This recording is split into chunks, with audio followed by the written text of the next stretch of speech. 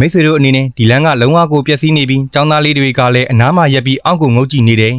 မြင်နေရတဲ့အတိုင်းပဲဒီရောက်မှာအတော်ကိုနှဆိုင်နဲ့ဂျိုင်ကြားတစ်ခုရှိနေပါတယ်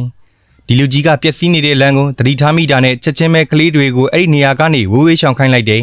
ပြီးတော့သူကပျက်စီးနေတဲ့နေရာကိုတေချာလေးစစ်ဆေးကြည့်တယ်မြင်နေရတဲ့အတိုင်းပဲဒီလမ်းပြက်ကအလွယ်တကူပြင်းထန်တဲ့မတော်တဆမှုတစ်ခုကိုဖြစ်စေနိုင်တယ်ဒါကြောင့်ပဲဒီလူကြီးကချက်ချင်းပဲဒီနေရာကိုမှတ်သားထားဖို့ဗာများရှိမလဲဆိုပြီးပတ်ချလဲရှာကြည့်တယ်နောက်ဆုံးမှာတော့ကျောက်စရစ်ခဲလေးတွေကိုတွေ့ပြီးအပေါက်ကိုဝင်းရံပြီးစထားလိုက်တယ်သူကသူ့ရဲ့တကိုယ်လုံးမှရှိတဲ့အင်အားကိုထည့်သွင်းပြီးတိတိကျကျလုပ်နေတယ်ဝေးရကနေလေးလံတဲ့ကြောက်တုံးတွေကိုမှပြီးပျက်စီးနေတဲ့နေရာကိုဝိုင်းပတ်ပြီးကာပေးလိုက်တယ်သူဒီလိုလုပ်ရတာကဝေးကနေလာမဲ့ရင်မောင်းတွေနဲ့လမ်းသွားတွေရှေ့မှာလမ်းပြတ်နေတဲ့ဆိုတာရှင်းရှင်းလင်းလင်းမြင်နိုင်အောင်လို့ပဲဖြစ်ပါတယ်ဒီနေရာကိုတေချာမှတ်သားပြီးတာနဲ့သူတိတ်တဆိတ်ထွက်သွားတယ်ဗီဒီယိုလေးကိုဆုံးဖြတ်ကြည့်ပြီးလို့ပရိသတ်တယောက်ချင်းစီတိုင်းကိုလည်းကျေးဇူးအထူးပဲတင်ရှိပါတယ်ခင်ဗျာနောက်ထပ်လည်းအခုလိုမျိုးထူးဆန်းတဲ့ဗီဒီယိုတွေကိုရှာဖွေတင်ဆက်ပေးသွားမှာဖြစ်လို့ channel လေးကိုလည်း like and follow လုပ်သွားပေးကြပါဦးနောက်ဗီဒီယိုမှာပြန်ဆုံကြပါမယ်